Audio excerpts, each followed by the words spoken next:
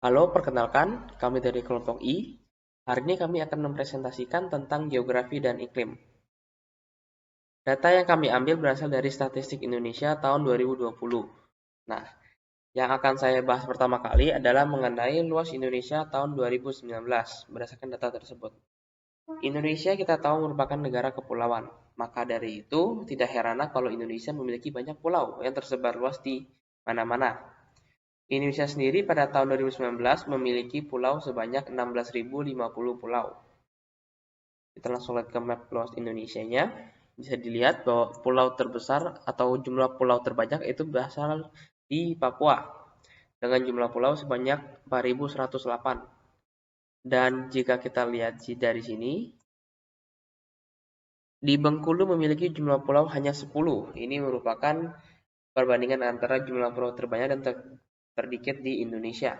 Selain itu, yang akan saya presentasikan juga adalah luas Indonesia. Luas Indonesia sendiri, total luas Indonesia itu sebanyak 1.916.906,77 km kuadrat per square kali kilometer. Ini merupakan luas daratannya saja, bukan tidak termasuk luas dari perairan.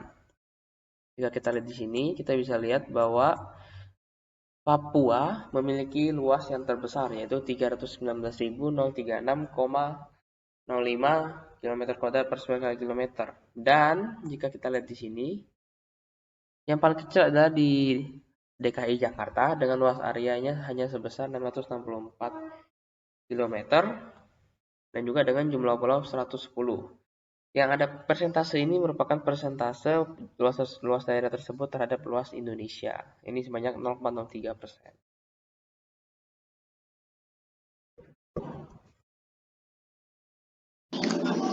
Selanjutnya, saya akan menjelaskan mengenai jumlah desa atau kelurahan di Indonesia menurut provinsi dan geografi pada tahun 2014 dan 2018. Karena bentuk negara Indonesia yang berupa negara kepulauan, maka secara geografis desa atau kelurahan di Indonesia dibagi menjadi tepi laut dan bukan tepi laut. Data ini kami sajikan pada tabel dengan visualisasi peta Indonesia. Untuk jumlah desa atau kelurahan tepi laut diberi warna biru muda sampai biru tua, yaitu dari jumlah yang paling sedikit ke yang paling banyak. Untuk tepi laut, pada tahun 2014, provinsi dengan jumlah desa atau kelurahan paling sedikit, yaitu DKI Jakarta dengan jumlah 16. Provinsi dengan jumlah desa atau kelurahan paling banyak, yaitu Sulawesi Tengah dengan jumlah 1021. Kemudian kita beralih ke tahun 2018, provinsi dengan jumlah desa atau kelurahan paling sedikit, sama dengan tahun 2014, yaitu DKI Jakarta dengan jumlah 15. Kemudian, untuk yang paling banyak, yaitu di Maluku dengan jumlah 1064. Untuk daerah bukan tepi laut, diberi warna orange sampai gold, yaitu dari yang paling sedikit ke yang paling banyak. Provinsi dengan jumlah desa atau kelurahan paling sedikit pada tahun 2014 yaitu Kepulauan Riau dengan jumlah 54. Dan yang paling banyak itu di Jawa Tengah dengan jumlah 8.221.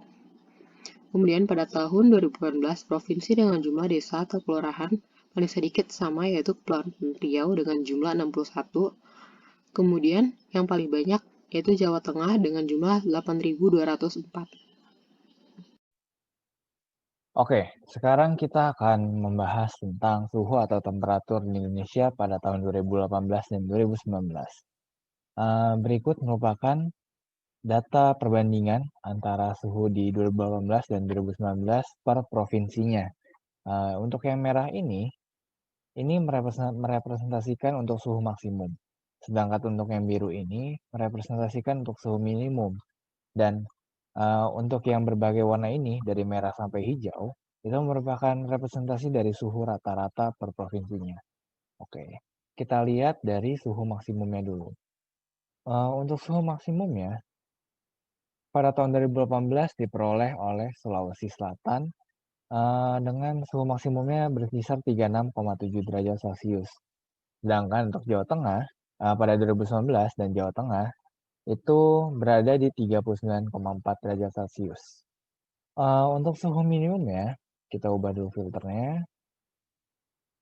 Untuk suhu minimumnya diperoleh dari 2018 diperoleh dari Jawa Timur untuk 15 derajat Celcius, sedangkan untuk 2019 masih oleh Jawa Timur dengan 14 derajat Celcius. Nah, selanjutnya kita lihat dari suhu rata-ratanya. Oke, untuk suhu rata-rata tertinggi diperoleh oleh Provinsi Banten dengan suhu rata-rata 29,75 derajat Celcius untuk tahun 2018 dan 2019 juga 30,4 derajat Celcius masih oleh Banten. Sedangkan untuk suhu terendahnya diperoleh oleh Provinsi Jawa Timur dengan 24,89 derajat Celcius dan 2019 juga sama, 25,1 derajat Celcius dengan Jawa Timur. Terima kasih, sekian untuk suhu atau temperatur. Oke, selanjutnya saya akan menjelaskan tentang status kualitas air sungai di Indonesia. Yang lebih tepatnya saya akan membahas skala kecilnya, yaitu di berbagai provinsi. Bisa dilihat dalam mapnya bahwa di setiap provinsi itu mempunyai sungai yang mengalir. Seperti ada sungai Ciliwung yang ada di DKI Jakarta dan mengalir juga di Jawa Barat. Ada juga sungai Opak yang ada di daerah istimewa Yogyakarta dan sungai-sungai lainnya. Nah, data yang saya ambil ini berdasarkan dari Badan Pusat Statistik, dan dari data tersebut bisa dilihat bahwa sungai-sungai di Indonesia nih rata-rata kualitasnya kurang baik. Mungkin di berbagai provinsi sudah tidak bisa ada yang dipakai lagi ya, seperti di Jawa Barat, di DKI Jakarta ini, di mana kualitas air sungainya yaitu cemar berat, yang otomatis penduduk daerah tersebut tidak mungkin lagi gitu menggunakan air sungai, dan akhirnya mereka beralih ke sumber air yang lainnya. Dan di sini di daerah istimewa Yogyakarta ini yaitu Sungai Opak. Nah, di sini di tahun 2017 itu merupakan kualitas airnya cemar berat. Tetapi waktu di tahun 2018 daerah istimewa Yogyakarta mengalami perubahan yang signifikan dan menjadi cemar sedang kualitasnya, dan kualitas air itu masih bisa dipakai untuk sumber air di sana. Dan sungai-sungai yang lainnya pun di berbagai daerah ya, seperti di Riau. Riau ini salah satu yang paling banyak diambil sampelnya.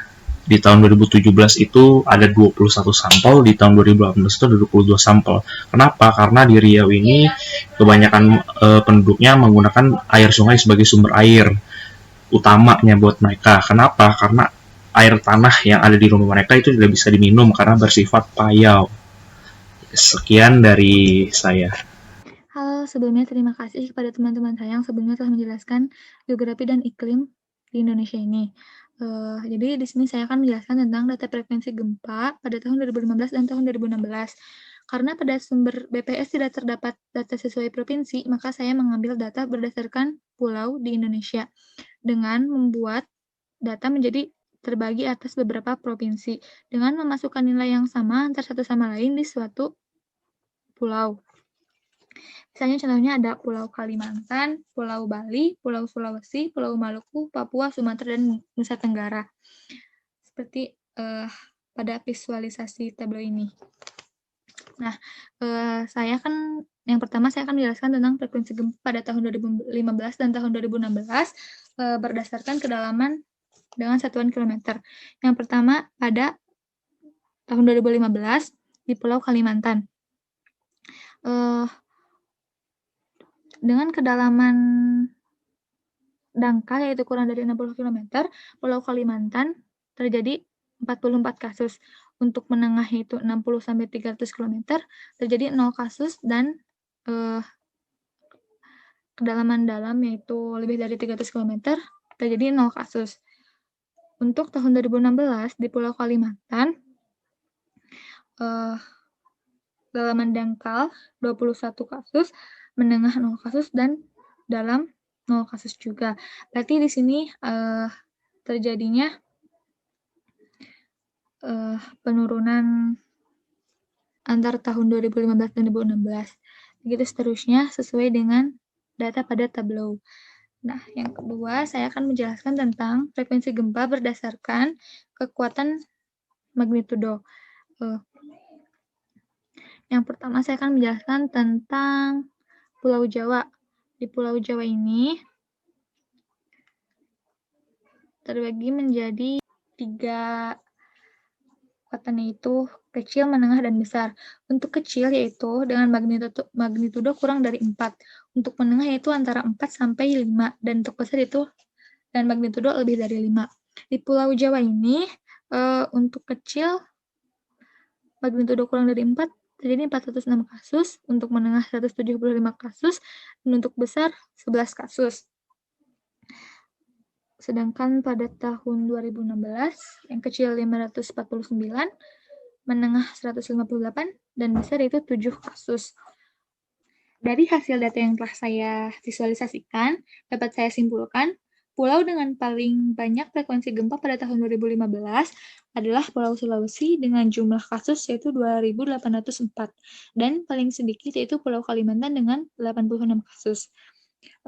Sedangkan untuk tahun 2016, pulau dengan paling banyak frekuensi gempa yaitu Pulau Maluku dengan 2.946 kasus, dan yang terkecil itu masih Pulau Kalimantan dengan 42 kasus.